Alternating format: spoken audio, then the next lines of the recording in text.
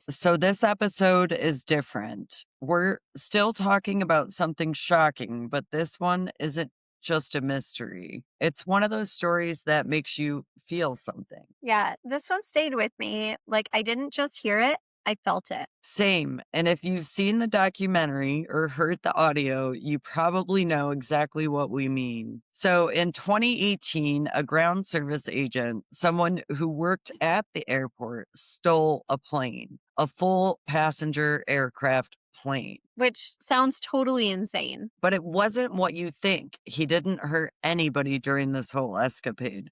There were no passengers. He just jumped in and took off. And somehow knew enough to fly it?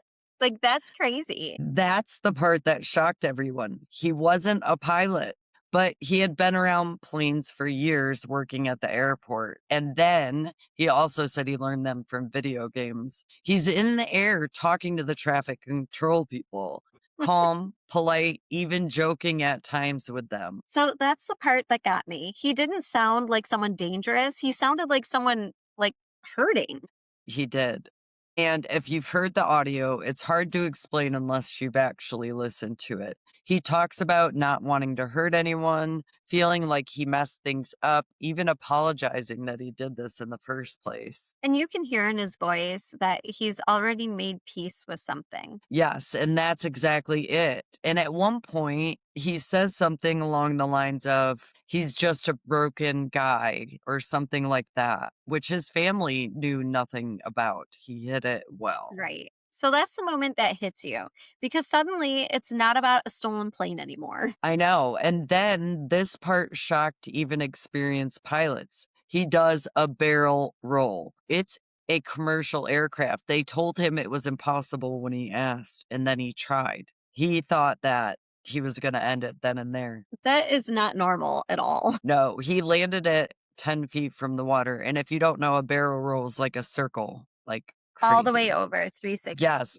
Yeah. So it feels surreal, like you're watching something that shouldn't even be possible. And you hear like clips of like real people watching it, like, because there was a crazy plane in the air, like Hmm. crazy. So this is where it becomes more than a crazy story because everything that came out after, people described him as kind, funny, hardworking, not one bad thing to be said about this guy. Yeah. So that makes it much harder to understand. Exactly. And that's what gets me. How many people around us are showing up, smiling, doing their job, but internally they're really struggling way more than we even realize. Especially in workplaces. You never really know what someone's carrying. Right. And this opens up a bigger conversation. Burnout, feeling stuck, feeling like you're not enough, not asking for help. He did say one of his friends in the documentary said that he had talked to him that day and he wished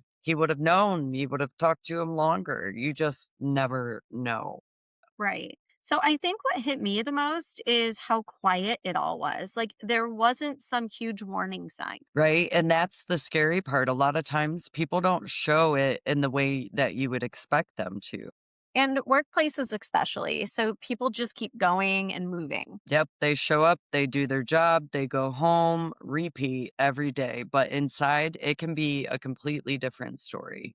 And I it know makes, I'm good at putting on mhm, a front, yeah. So it makes you think what could have changed this?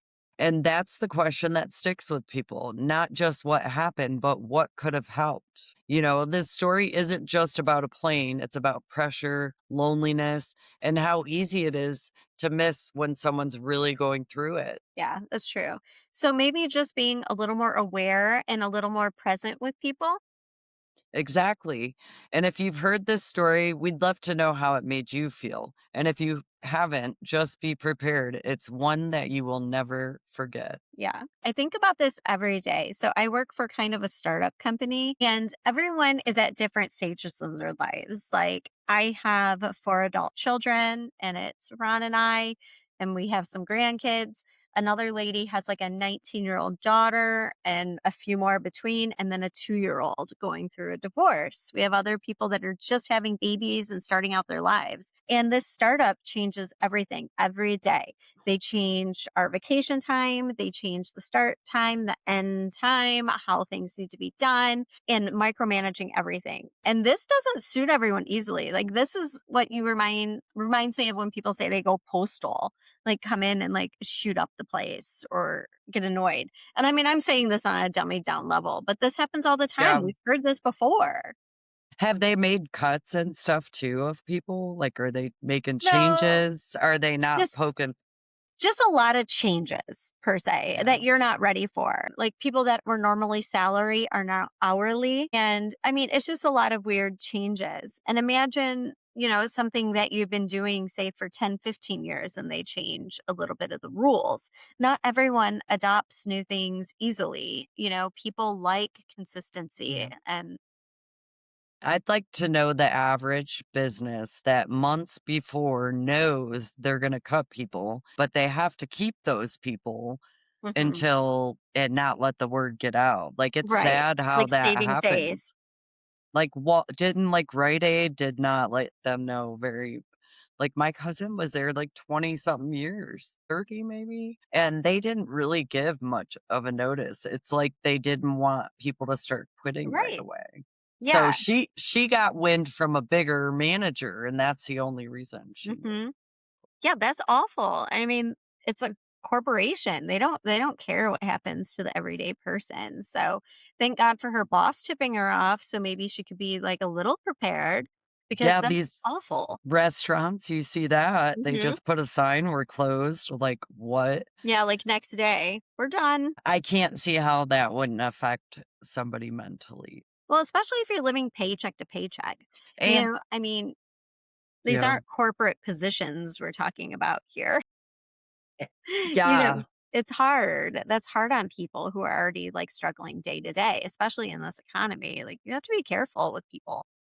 Yeah, and that's the crazy part is what they say in this documentary is they were basically saying because he wasn't a wealthy citizen, he was just a middle class normal guy, and he wasn't of color, he was never going to get this pilot position. So he tried, went to classes, working at this place, and What do they you mean he still wasn't of color? Are you saying that's what they say somewhat in the documentary. Basically, like, they pick only certain so if is you're he lo if black? no, no, he's a white guy, but if you're low class, it's like they were making it seem like that, and this was coming from his fellow Higher friend, ups. an employee Okay. that was black. So, what he was saying is basically, if they give the job to minority, it's gonna be poor minority this type, or you gotta be this guy. Or you're a rich white guy. You're either a Like, rich white guy or a I minority to mean, get I the could have position. You're not a middle of the road person.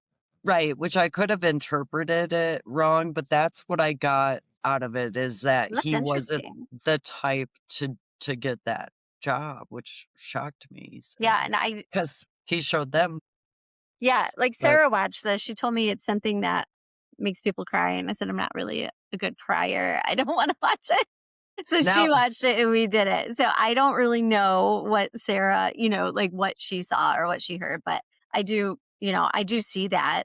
I mean, I can see both yeah, sides of that. it's very emotional, Yeah, I very. don't. I have to be in the right mood for that. I've had enough trauma in my life. I don't need to really relive tears. Well, we'll end this with take care of your fellow coworkers. If you don't even Mhm. know, ask, "Hey, Yeah, how's be it going?" supportive. I mean, I Yeah, know we're all judgy McJudgems over here. We all have like judgy moments, but be kind to one another. that's yeah, that's the takeaway. As Ellen used to say, and I hear she's not very kind. no, That's my final ending. that's fun.